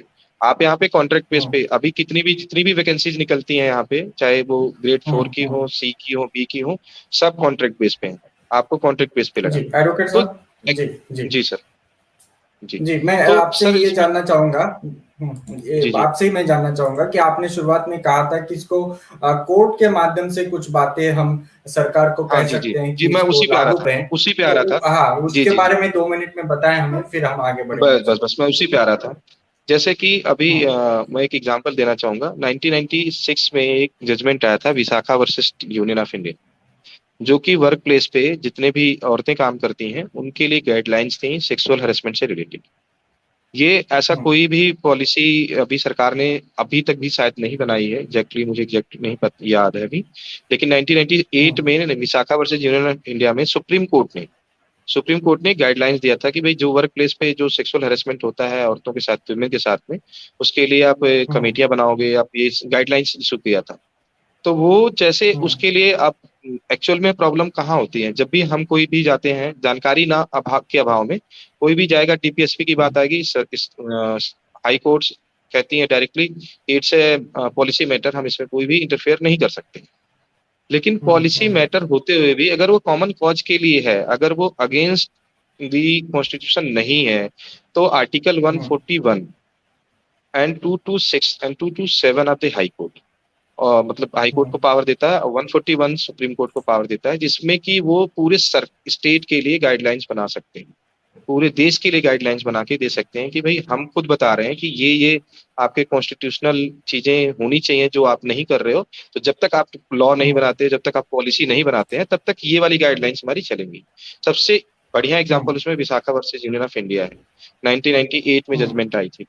उसके अलावा सर सबसे उसमें एक इम्पोर्टेंट बात यह है कि जैसे हम अभी जितने भी पॉलिसी मेकिंग है, पॉलिसी मेकिंग के हम्म लिए हमें सबसे पहले अपने लोगों, अपने जितने भी लोग हैं जिनको उसके बेनिफिट मिलने वाला है, उन सभी को जागरूक करना पड़ेगा, क्योंकि सरकारें ऐसे पल्ला झाड़ के नहीं जा सकती हैं कि हमने जो जी। करना है नहीं करना। अभी एक और जजमेंट है, मैं आपको हम्म याद आ गया मुझे, अरुमुगम हम्म वर्सेस यूनियन ऑफ इंडिया करके एक जजमेंट है, एससी एसटी एक्ट पे है वो। एससी एसटी एक्ट में जो 2003 की जजमेंट है, जिसमें पूरे देश में सुप्रीम कोर्ट ने 3 जजेस बेंच ने गाइडलाइंस इशू किया था पूरे देश के लिए कि अगर किसी भी जगह पे एट्रोसिटीज होती है और आपकी नॉलेज में है, उस जिले के एसएसपी और एसपी और कंसर्न पुलिस स्टेशन को नॉलेज में है कि उनको संभावना है इनहेंस वो उनको संभावना है, उनको इन्फॉर्मेशन दी जा चुकी है कि यहाँ पे एट्रोसिटीज हो सकती है, और फिर भी उन्होंने कोई कदम नहीं उठाया और एट्रोसिटीज हो जाती हैं, तो उसके लिए हम्म उनको वहाँ के एसएसपी को डायरेक्ट जिम्मेदार ठहराया जा सकता है, और सेक्शन 4 जी। ए में उनको एससी एसटी एक्ट में प्रोसिक्यूट किया जा सकता है। अब जैसे इस जजमेंट के हम्म बारे में बहुत सारे लोगों को पता नहीं है, वो जजमेंट 2003 में पास हुआ था, पूरे स्टेट, हर स्टेट के डीजीपी को भेजा गया था, और उस जजमेंट को अभी बहुत सारे लोगों को उसके बारे में पता नहीं है, अभी भी एट्रोसिटीज हो जाती हैं, और एट्रोसिटीज हम्म होने के बाद हम लोग सब कुछ करते हैं, लेकिन स्टेट गवर्नमेंट किसी भी पुलिस अधिकारी के ऊपर कोई कार्रवाई नहीं करती, जबकि वो गाइडलाइंस आज भी जी बाइंडिंग है। जी। तो जी बेसिकली हम जागृत नहीं हैं। तो जैसे बिल्कुल। डीपीएसपी के लिए जैसे ही आप जाओगे हाई कोर्ट में, तो सबसे पहला जो उनका ऑब्जेक्शन होता है कि ये तो स्टेट पॉलिसीज हम्म है जी, पॉलिसीज बनेंगी, उसके बारे में हम बात हम्म करेंगे। बट अगर जी। पॉलिसी, पहली बात तो पॉलिसी बनेगी, अगर पॉलिसी गलत हम्म बन गई तो फिर आप डायरेक्टली जा सकते हो। भाई पॉलिसी बनने के लिए हम्म अगर गलत बना हम्म दी, मान लीजिए सरकार ने आज निजीकरण कर रही है जो कि 39C की वायलेशन में है, कोई भी व्यक्ति जाके कह सकता है कि जी ये पॉलिसी गलत है, आप इसको वाइड डिक्लेयर कर दीजिए, इस पॉलिसी जी। को कैंसिल करिए। तो ये एक्चुअल में क्या है, ना जानकारी होने की वजह से, और क्या है आज के टाइम बिल्कुल। पे हाई कोर्ट्स और सुप्रीम कोर्ट जो हैं वो पूरी तरह से जी सर। सरकार के नुमाइंदे हैं, वो सरकार जो चाहती है वही हो रहा है। तो अभी आप जैसे बिल्कुल देखेंगे, कंक्लूड करें। जी जी। कमेंट नहीं करना चाहिए, जब हम्म रंजन गोगोई जी हम्म उनको उनसे जजमेंट पास करा के फिर उनको राज्यसभा में एमपी का पद दिया गया है। तो बहुत सारी चीजें हैं, हम्म, अगर हम उनको सही मायने में जागरूक करते हैं और हमारी एक टीम हो जो जी इन चीजों बिल्कुल। को डीपीएसपी को आगे लेके और उसके लिए काम करे, तो हम इसको लागू करवा सकते हैं, और इन्हीं सरकारों से हम लागू करवा सकते हैं। जय भीम, जय जी भारत। बिल्कुल। जय Bhim Ashish sir, thank you very much. मैं बागरी सर से जानना चाहूंगा संक्षिप्त में सर, ये जो सरकारों द्वारा इसको लागू करने की बात हो रही है, लेकिन ये दिखाई दे रहा है कि लागू नहीं किया जा रहा है। और जैसे कि धम्मी सावर ने कहा कि घोषणा पत्र एक धोखा है, वास्तव में यही घोषणा पत्र है, देश को यही दिशा निर्देशक तत्व है, लेकिन इसको लागू नहीं किया जा रहा है राज्य सरकारों या केंद्र सरकार द्वारा। क्या आपको लगता है कि इसके ऊपर अनदेखी हो रही है, उपेक्षा हो रही है, या लोगों के आंखों में धूल झोंकी जा रही है? क्या बताएंगे आप, कौन सा उदाहरण आप देना चाहेंगे इसके ऊपर? और फिर मैं बाद में डॉक्टर उमेश चंद्र गोंड सर की तरफ आना चाहूंगा। जी देखिए, किसी भी देश के लिए संविधान ही, उसी देश का कॉन्स्टिट्यूशन ही सर्वोपरि होता है, और उसको लागू करने वाले जिनको हम प्रतिनिधि बना के भेजते हैं, यदि वो उसको लागू नहीं करते तो कहीं न कहीं वो केवल भारत के नहीं, वो उस देश के संविधान के साथ गद्दारी करते हैं। और आप तो देख रहे हैं कि यदि हम धर्म की बात करें तो भारतीय संविधान में धर्म एक निजी मामला है। हमने प्राइम मिनिस्टर बना के भेजा कि वो देश के लिए काम करेगा, देश के संविधान के अकॉर्डिंग काम करेगा, लेकिन कहीं कहीं हमारे जो प्रधानमंत्री हैं वो धार्मिक बातें करते हैं या इस तरह का आरती उतारते हैं, जबकि संविधान के ये बिल्कुल खिलाफ है, भारतीय संविधान के बिल्कुल खिलाफ है। यदि आपका जो धार्मिक स्टेटस है वो निजी है, वो आपका पर्सनल मैटर है, बट कहीं न कहीं इस तरह की उकसाई की जाती है, फिर भारतीय संविधान की प्रतियां जलाई जाती है। तो आप देख सकते हैं कि ये लोग जिनको हमने प्रतिनिधि बनाया वो भारतीय संविधान को लागू नहीं कर रहे। यदि भारतीय संविधान लागू हो जाता है, भारतीय संविधान के फंडामेंटल राइट लागू हो जाते हैं, यदि आर्टिकल 15 लागू हो जाता है, तो इस देश के अंदर किसी भी तरह की जातीय, धार्मिक, लिंग, स्थान बेस पे किसी तरह का भेद नहीं हो सकता। लेकिन आप देख रहे हैं कुछ लोग मिलके किसी एक आदमी को धार्मिक बेस पे मार देते हैं, हमारी बेटियों का रेप हो जाता है। आपने हाथरस देखा, अभी दिल्ली देखा, और दिल्ली के बाद कुछ 6 दिन के बाद फिर दिल्ली में हुआ। इस तरह के बहुत सारे केस हमारे साथ होते रहते हैं। और जैसे धम्मी साहब ने बताया कि हमारा जो मैनिफेस्टो होना चाहिए वो भारतीय संविधान लागू करने का होना चाहिए। यदि भारतीय संविधान लागू हो जाएगा तो इस देश में वही आदमी दवाई की वजह से नहीं मरेगा जैसे ऑक्सीजन की वजह से मरे थे, वही नागरिक आर्थिक बेस पे नहीं मरेगा। यदि आर्टिकल 39 लागू हो जाता तो उसकी जो बेसिक रिक्वायरमेंट है वो सारी की सारी कंप्लीट हो जाएंगी। और यदि आर्टिकल 38 और 39 लागू हो जाता तो उसमें क्या कि देश में जितने रिसोर्सेज है, ऑल रिसोर्सेज ऑफ इंडिया, उनमें समान डिस्ट्रीब्यूशन होगा, ये भारतीय संविधान कहता है। तो जो मेन मैनिफेस्टो है वो तो भारतीय संविधान ही है। लागू ना करने वाले क्यों लागू नहीं करे? क्योंकि देश का जो रियल लोकतंत्र जो देश की पब्लिक के हाथ में होना चाहिए, पब्लिक जागरूक नहीं है। डॉक्टर बाबा साहब ने मत का अधिकार दिया और मताधिकार का अधिकार दिया, लेकिन हमारे लोगों ने उसको मतदान बना दिया। अब यदि उनको ये पता हो, देश के नागरिकों को ये पता हो कि भाई ये मतदान नहीं है, ये मताधिकार है, आप ये राय डालोगे, आप ये राय दोगे, आप ये मत दोगे तो आपको अधिकार प्राप्त होंगे।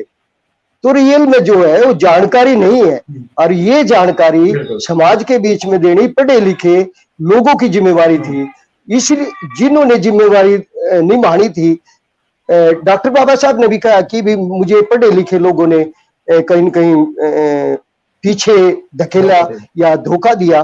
वो यही है कि उन्होंने जो संवैधानिक जानकारी जो उद्देशिका जो बताएगी भी देश के हर नागरिक को, भारतीय संविधान के उद्देश्य कहती है कि हम भारत के लोग, उसमें कहीं जाति नहीं है, कहीं धर्म नहीं है, कहीं कुछ भी नहीं है। लेकिन जिनको हम प्रतिनिधि बनाते हैं, सबसे पहले वो जाति को लेके आते हैं, धर्म को लेके आते हैं, नीति निर्देशक तत्व, फंडामेंटल राइट, ये तो बहुत दूर की बातें हैं। इनको तो जो शिक्षित लोग हैं, जिन्होंने समाज के लिए काम करना, जिन्होंने समाज में जागरूकता पैदा करनी, जिन्होंने समाज में अधिकारों को हथियार की तरह प्रयोग करनी, जैसे वकील साहब कह रहे थे कि हर आर्टिकल के बारे में बता रहे थे और जो चेंजिंग हुई उनके बारे में बता रहे थे। अब जैसे आर्टिकल 45 है, बच्चों की शिक्षा के बारे में बात करता है। वो क्या था, 6 से 14 साल तक के बच्चों को फ्री एंड कंपलसरी एजुकेशन मुहैया कराना देश की या स्टेट की गवर्नमेंट की जिम्मेवारी है, लेकिन वो नहीं कर रहे। उन्होंने क्या करा, अभी यदि मैं अपने स्टेट की बात करूं तो वहां का जो मेन प्रतिनिधि है वो कहता है कि देश स्टेट में टीचरों की, जेबीटी टीचरों की जरूरत ही नहीं है। अब वो मैनिफेस्टो 15 लाख वाला ले आए या कोई सा भी लाए, उसका महत्व ही क्या है? जो रियल में भारतीय संविधान लागू होना चाहिए, जिसकी वजह से देश के नागरिक की बीमारी की वजह से मृत्यु नहीं होगी, आर्थिक बेस की वजह से मृत्यु नहीं होगी, और एजुकेशन उसको प्रॉपर मिलेगी, उसको प्रॉपर अधिकार मिलेंगे, वो तो लागू कर नहीं रहे। बाकी दुनिया भर की ग्लोबलाइजेशन, प्राइवेटाइजेशन, लिबरलाइजेशन जो कांग्रेस लेकर आई थी, जिसको आज जिसको वैसे तो विपक्ष माना जाता है, लेकिन उसका ही पार्ट है, वो उसको प्रॉपर लागू कर रहे हैं। जी जी जी, बहुत बहुत धन्यवाद। तो ये जब तक जानकारी नहीं होगी जी तब तक कामयाब नहीं होंगे। बिल्कुल जानकारी होनी चाहिए और लोगों में इसकी शिक्षा होनी चाहिए, और जैसे धम्मी साहब ने कहा कि आसान शब्दों में, उनके शब्दों में इसकी जानकारी लोगों को बताई जानी चाहिए। बहुत बहुत धन्यवाद। हम कार्यक्रम की समाप्ति की ओर, हमारे डॉक्टर उमेश चंद्र गोन सर और धम्मी सर से भी हमें जानकारी इसके ऊपर लेनी है। डॉक्टर गोन सर, मैं आपसे ये जानना चाहूंगा कि ये जो अभी अनदेखी हो रही है, ये बातें सामने आ रही हैं कि संविधान का जो निदेशक तत्व है उसके ऊपर सरकारें, राज्य सरकार हो, किसी भी राज्य की सरकार हो, केंद्र सरकार हो, इनकी तरफ से कहीं ना कहीं अनदेखी हो रही है। तो अनदेखी का ये मतलब जो है, या उसके ऊपर उसकी उपेक्षा का मतलब जो है, वो जानना चाहेंगे, क्योंकि लोगों को आमतौर पर यही लगता है कि ये पार्टियां, ये दल या विधायक, सांसद, ये उनको जो भी है देते हैं और बाकी दूसरा कुछ नहीं है। लेकिन संविधान के ये अगर तत्व देखें तो यहाँ से मिलता है सब कुछ, तो इसके ऊपर ये लोग अनदेखी करते हैं। तो इसको रोकने का भी उपाय आपसे हम जानना चाहेंगे, और एक दो उदाहरण आपसे जानना चाहेंगे कि किस प्रकार से अनदेखी करते हैं खास करके राज्य सरकारें। जी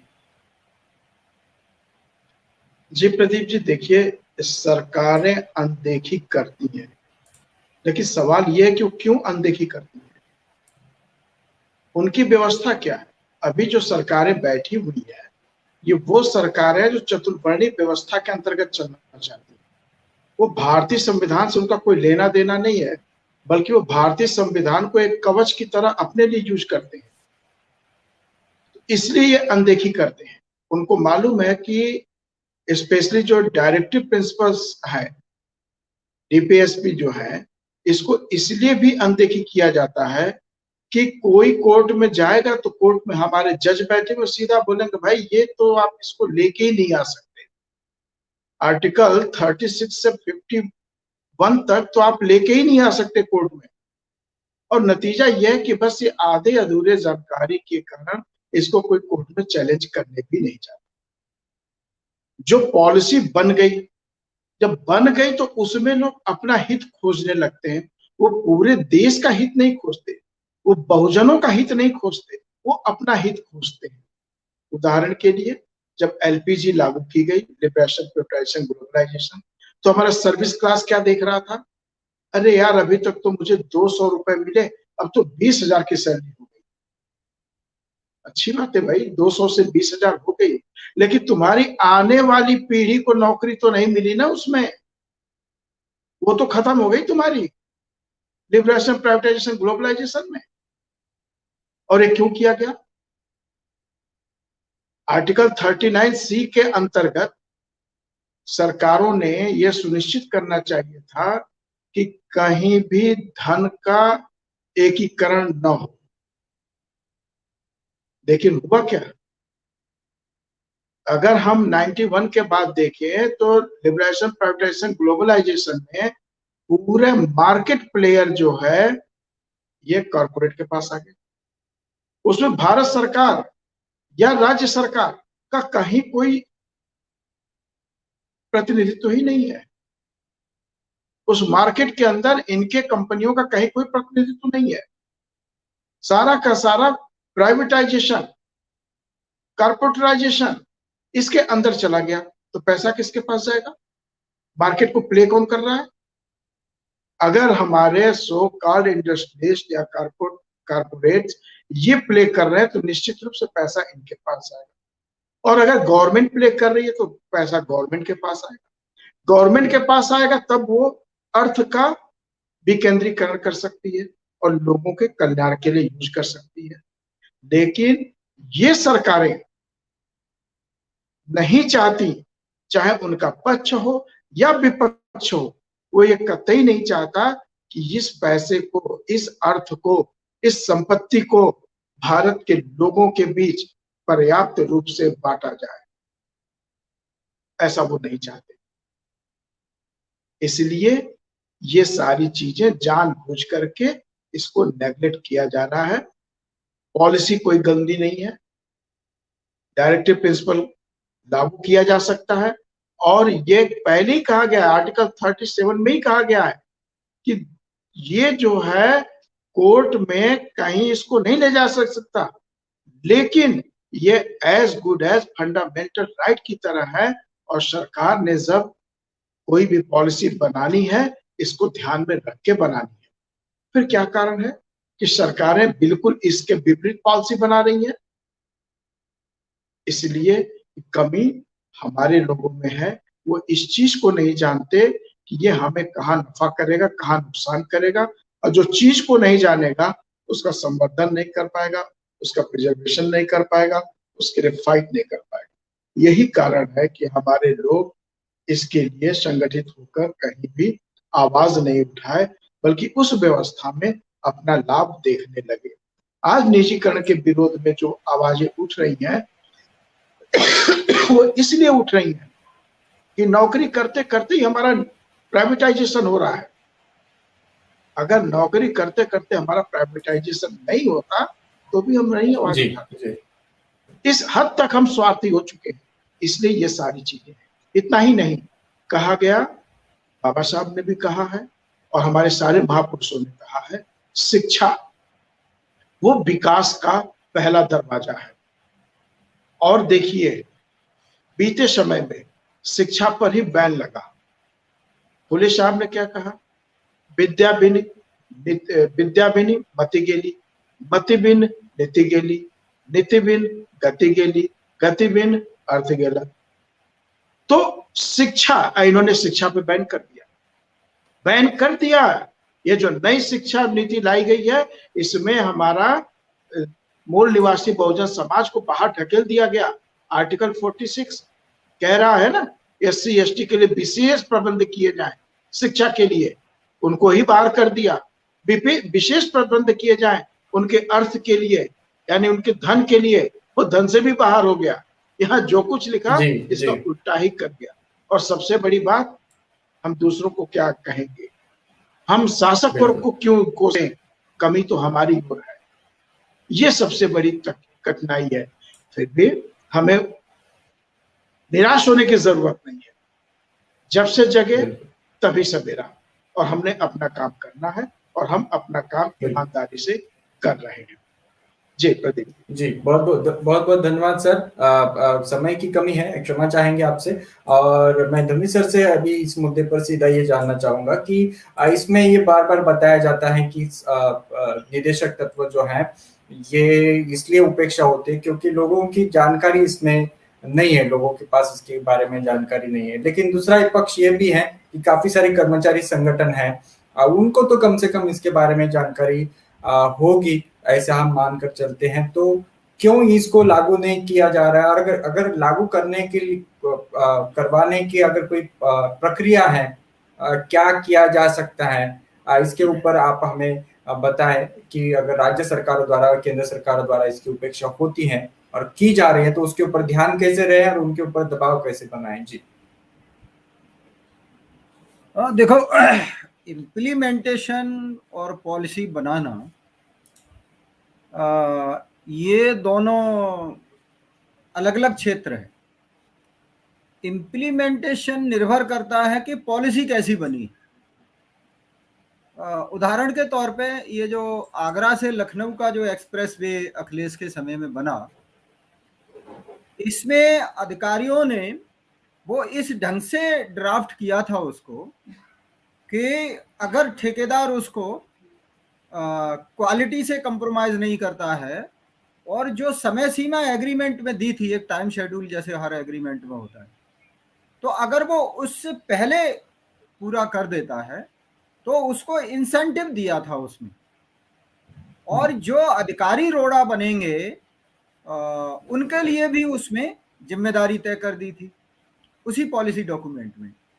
तो आप देखिए कि वो पॉलिसी डॉक्यूमेंट में ऐसे प्रावधान कर दिए गए थे कि कोई रोड़ा नहीं अटकाएगा उसमें, और जो काम करने वाला ठेकेदार है वो ये सोचेगा कि मुझे थोड़ा और बचत हो जाएगी अगर मैं इसको समय से पहले पूरा कर देता हूँ।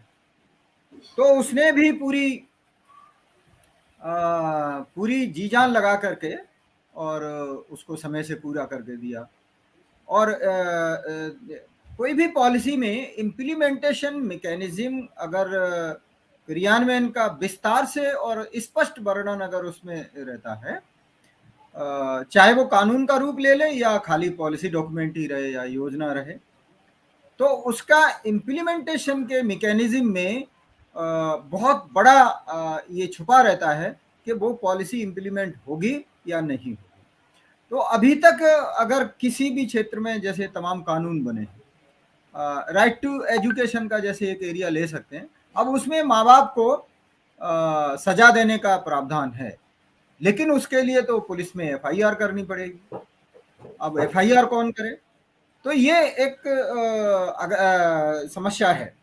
लेकिन अगर ये जिम्मेदारी सरकारी तंत्र पर कर दिया जाए कि अगर उस एरिया में कोई माँ बाप बच्चों को स्कूल में भेजने वाला जो है वो नहीं भेजने वाला मिला तो उठा करके उसको अंदर कर दो, जेल में भेज दो, तो हर कोई फिर उससे जानकार हो जाएगा और दौड़ा दौड़ा वो जो है ना ले जाएगा बच्चों को वहाँ। तो ये ऐसे ही रोजगार एम्प्लॉयमेंट गारंटी जैसे वो कानून है, नरेगा वरेगा, ये तमाम जो कानून बने हुए हैं, इसी तरीके से आपके जो सिविल राइट प्रोटेक्शन एक्ट है, protection of civil rights act, ये SC/ST prevention of atrocities act तो बाद में आया, मुझे लगता नहीं कि इसकी कोई खास जरूरत थी। लेकिन protection of civil rights act अगर आप देखेंगे तो उसका इम्प्लीमेंटेशन में लचर है। उसमें तमाम चीजें परिभाषित हैं, बहुत सारी परिभाषित हैं, लेकिन वो सजा क्या होनी चाहिए उसकी, जो ऑफिसर अगर जिम्मेदार मान लीजिए माना जाता है या कर्मचारी जिम्मेदार माना जाता है, वो उसमें मजबूत नहीं है। प्रोटेक्शन ऑफ से वो कोर्ट के ऊपर है, लेकिन इसमें कर दिया वो जो SC/ST prevention of atrocities act है। तो ये इनकी जरूरत क्यों पड़ी? पुराने कानूनों में ही अगर थोड़ा सा अमेंडमेंट कर देते तो वो हो सकता था। तो ये जो इम्प्लीमेंटेशन का मसला है, इम्प्लीमेंटेशन की मशीनरी कहाँ से शुरू होती है? मंत्रियों से शुरू होती है। आपने जो एम्प्लॉइज का सवाल किया, एम्प्लॉय क्या है? एम्प्लॉय इम्प्लीमेंटेशन का मैकेनिज्म है और पॉलिसी बनाने का भी ये मेन इंस्ट्रूमेंट है, औजार है, ये मशीनरी है। क्योंकि पॉलिसी बनाने के लिए कोई न कोई आपको आंदोलन चाहिए होता है। जैसे एक समस्या पर पॉलिसी बनती है या कानून बनता है, जैसे ये जो भी सिविल सोसाइटीज वाले थे, इन्होंने क्या किया? करप्शन का मुद्दा उठाया। जब इन्होंने करप्शन का मुद्दा उठाया, पूरे देश में वो आंदोलन बन गया, तो सरकार को उस पर कानून बनाना पड़ा। इसी तरीके से अभी ये किसानों का मसला, जैसे मान लीजिए अगर ये पूरे देश में एक आंदोलन बन जाता और सरकार को थ्रेट हो जाता है कि अगर हमने इस पे समाधान नहीं दिया तो ये समस्या हो जाएगी। तो समाधान नहीं दिया का मतलब क्या होता है कि आपको एक पॉलिसी बनानी होती है, कैबिनेट मंजूर करती है, फिर उसको लॉ मिनिस्ट्री एक कानून की शक्ल देती है, उसको बिल बोलते हैं। वो पॉलिसी से बिल बनता है और बिल फिर पार्लियामेंट में वो पेश कर देती है सरकार के, देखो भाई, पब्लिक को बताती है कि तुम जो समस्या उठा रहे हो हम उसका समाधान ये दे रहे हैं। तो ये पब्लिक से जो आंदोलन निकलते हैं वो आंदोलन किसी न किसी समस्या पर होते हैं, और वो समस्या पर निकलने वाले जो आंदोलन है उस समस्या का समाधान करने के लिए वो सरकार को मजबूर करते हैं कि वो उस पर पॉलिसी बनाए और फिर विधायिका के पास जाकर के उसको कानून की शक्ल दे। तो ये इसमें जैसे आप जो directive principles of state policy, ये जो उपेक्षा हुई है इसकी, उसका कारण यही है कि ये कभी भी, जैसे पहली बात तो ये कि संविधान कभी भी किसी आंदोलन का हिस्सा नहीं बना। जो संविधान, जैसे आप जो चर्चा कर रहे या हमारे जो दर्शक हैं वो भी इसको समझ रहे होंगे, कोई भी आंदोलन आप संविधान बनने के बाद से आज तक का ले लो, बाबा साहब ने जरूर जब तक वो मंत्री रहे गाए बजाए उन्होंने इस मुद्दे को रखा, कैबिनेट में भी रखा और उसके बाद भी उन्होंने इसको लिया, लेकिन कोई राष्ट्रीय स्तर का ऐसा आंदोलन नहीं बना जो संविधान को लागू करने पर चला हो। और ये अभी तक इसका इंतजार है। हमारे लोगों को ये करना चाहिए था, क्योंकि ये हमारे लोगों की जिम्मेदारी है। हमारे मतलब SC ST OBC के लोग हैं, चाहे वो मुसलमान OBC ST हों, मुसलमान OBC हों, चाहे वो सिख SC हों, सिख OBC हों, चाहे क्रिश्चियन ST हों, क्रिश्चियन OBC हों, ये चाहे ब्राह्मण कृत धर्म के लोग हों, ये जो SC ST OBC के लोग हैं जिनको संविधान एक बड़ा प्रोटेक्शन देता है, एक प्रोग्रेस का, प्रगति का एक रास्ता देता है, इनको संविधान पर आंदोलन चलाना चाहिए था, लेकिन इन्होंने भी नहीं चलाया।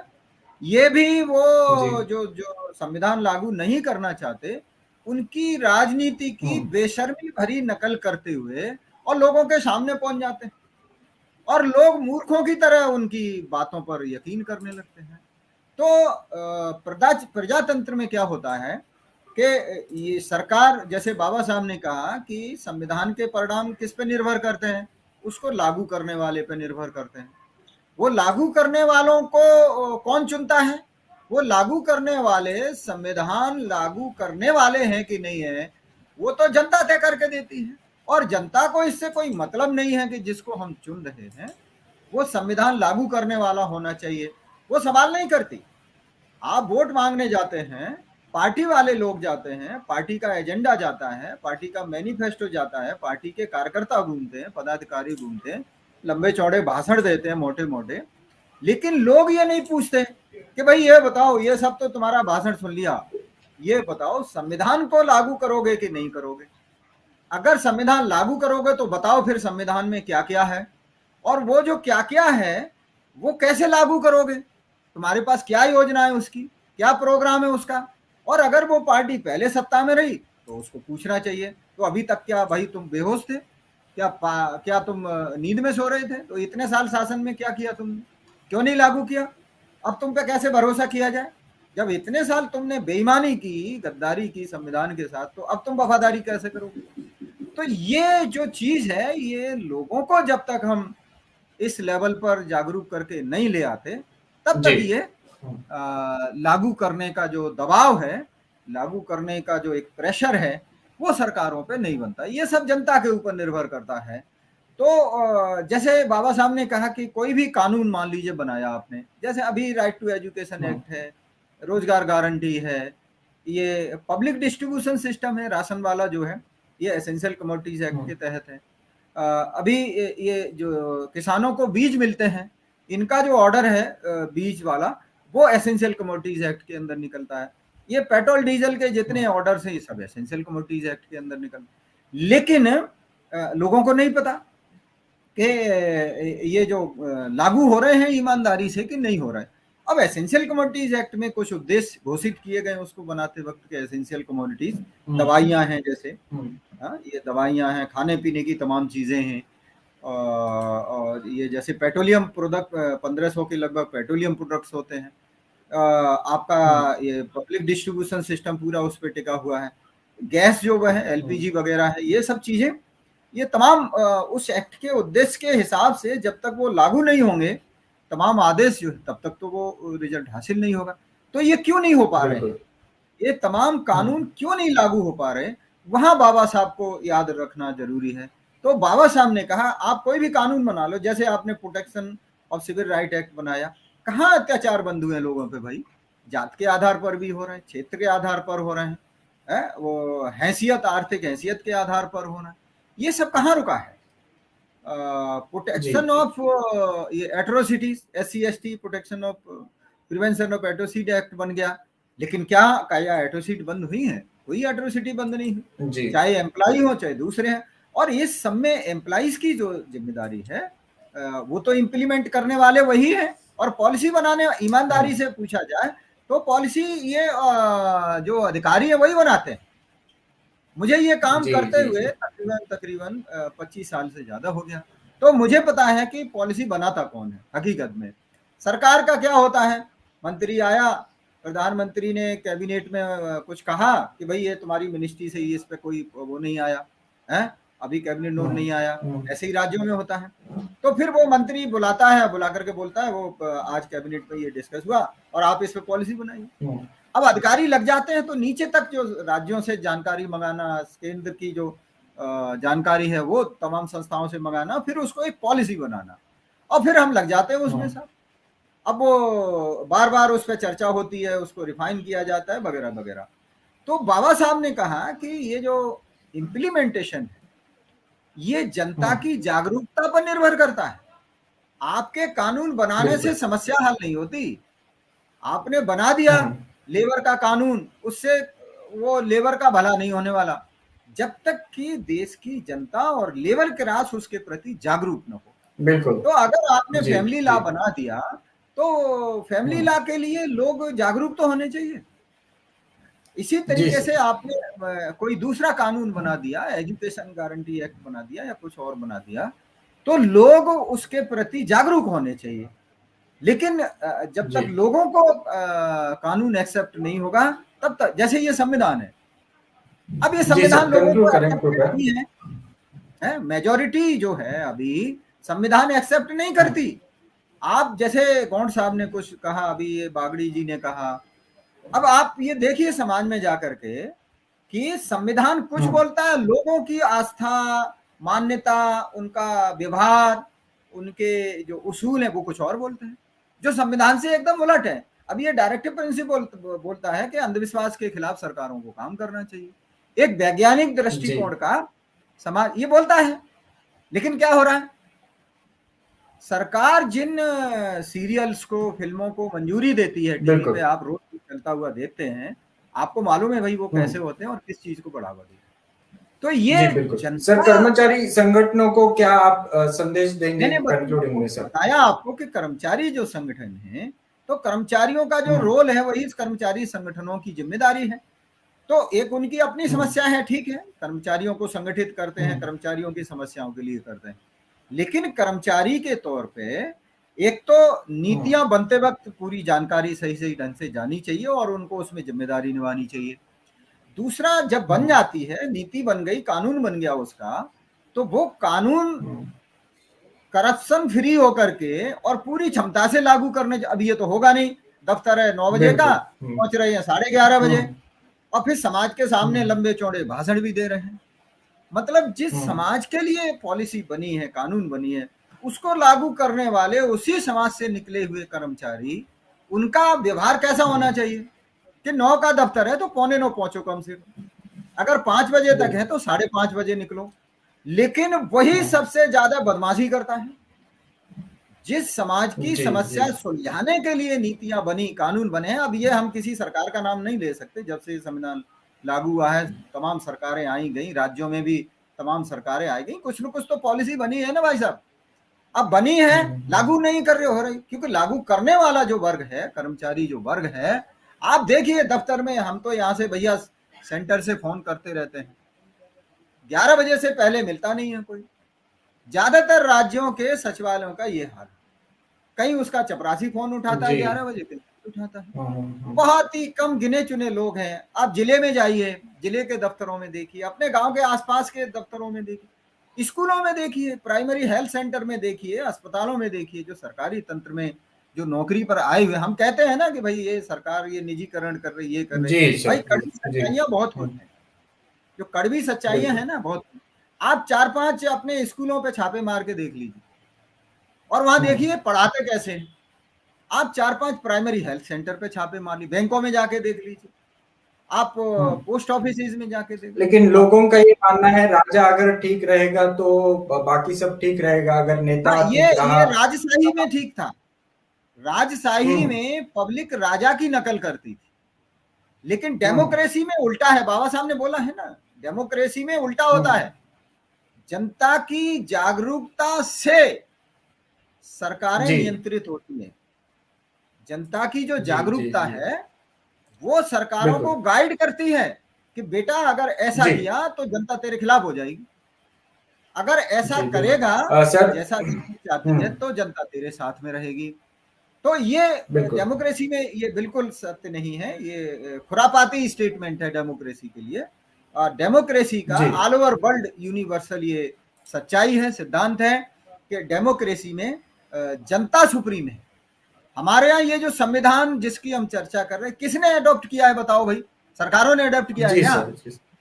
सर समय की अभी कमी है, लेकिन मैं आपसे जी बिल्कुल समय की कमी है, मैं आपको तो इसलिए रिक्वेस्ट करूंगा कि आज के विषय पर एक वाक्य में क्या आप कंक्लूड करेंगे, एक वाक्य में क्या संदेश देंगे हमारे करूंगा कि जितने लोग हमारे SC ST OBC में जितने भी लोग समाज के लिए काम कर रहे, उन सबको पहले एक दिशा का बनाने के लिए हम लोगों को, जो हम इसको समझते हैं 50,000 कैंप, चाहे गांव में लगाओ, बगीचे में लगाओ, प्लेन में लगाओ, स्कूलों में लगाओ, धर्मशालाओं में लगाओ, पंचायत घरों में लगाओ, कहीं भी लगाओ, 50,000 कैंप अगर हम एक साल में लगा देते हैं और उनको लोगों को ये संविधान समझा देते हैं, डायरेक्टिव प्रिंसिपल्स खास तौर से।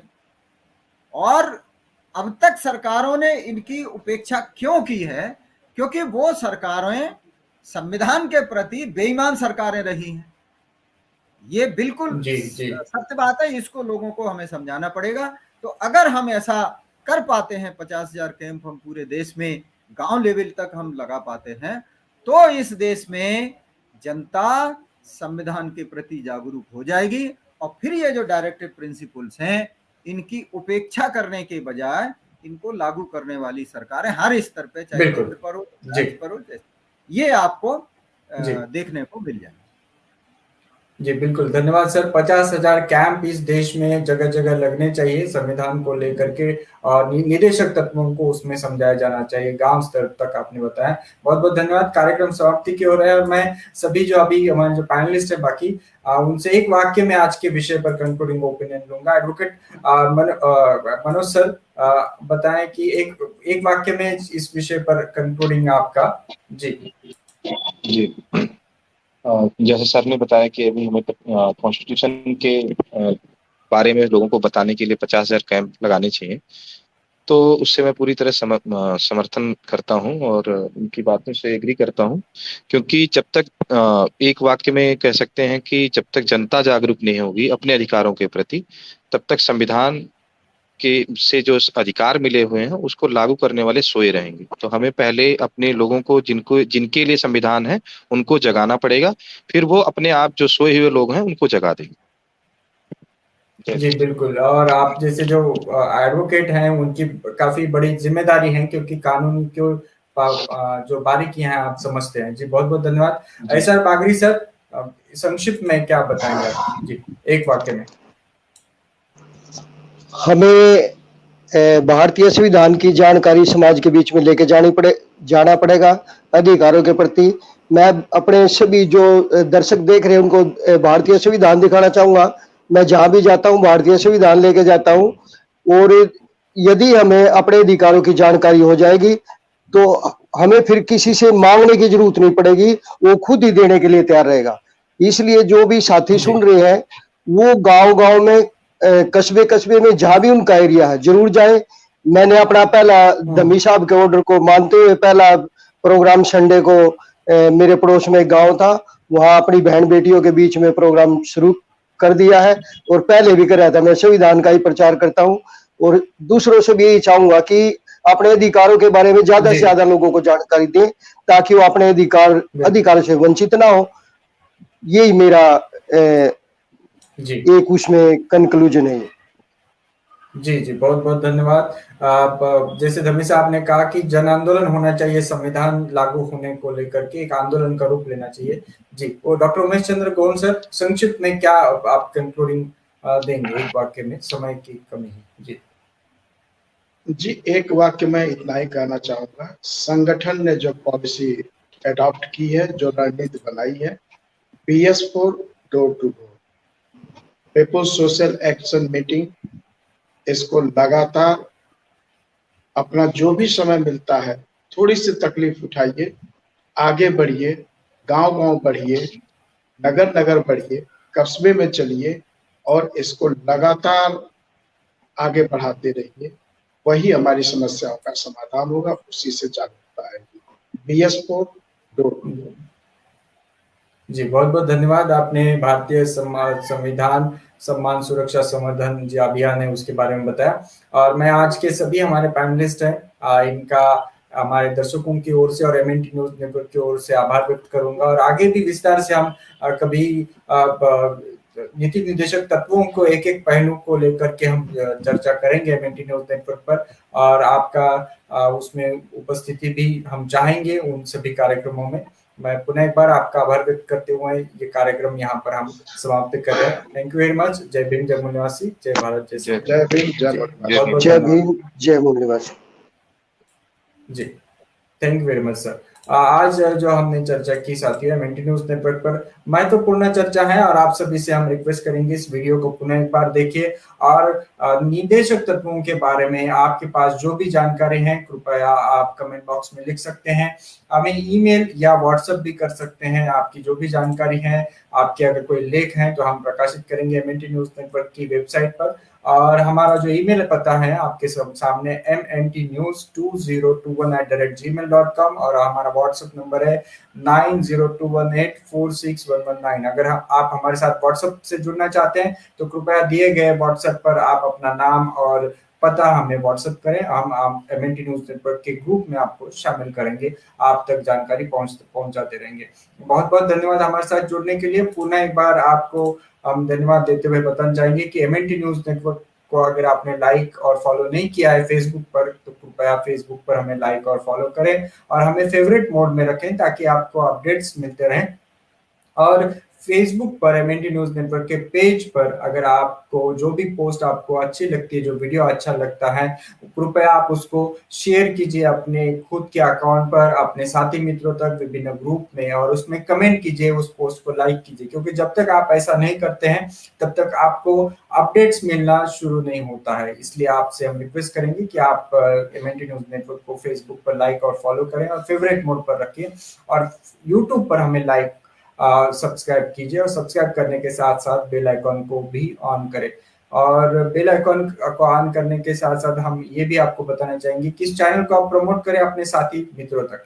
कल के विषय के बारे में जानकारी बताना चाहेंगे। कल का विषय है सत्यशोधक समाज से संबंधित, सत्यशोधक समाज का महिला मुक्ति में अर्थात नारी मुक्ति में योगदान, क्या भूमिका रही है, किस प्रकार से सत्यशोधक समाज यह आंदोलन चला, और सत्यशोधक समाज आंदोलन का जो उद्देश्य था उसमें महिला मुक्ति किस प्रकार से उन्होंने कार्यक्रम चलाए, और आज जो महिलाओं की स्थिति है उसके पीछे सत्यशोधक समाज की जो उस वक्त का आंदोलन था, उस वक्त का कार्यक्रम था, वो कितना जिम्मेदार है, कितनी उसकी भूमिका है, उसके ऊपर कल चर्चा हम करेंगे। तो साथियों पुनः एक बार आपको धन्यवाद देते हुए बताएंगे कल रात्रि 8:30 बजे हमारे साथ जुड़ेगा। तब तक के लिए जय भीम, जय मूल निवासी, जय भारत, जय संविधान। Thank you very much.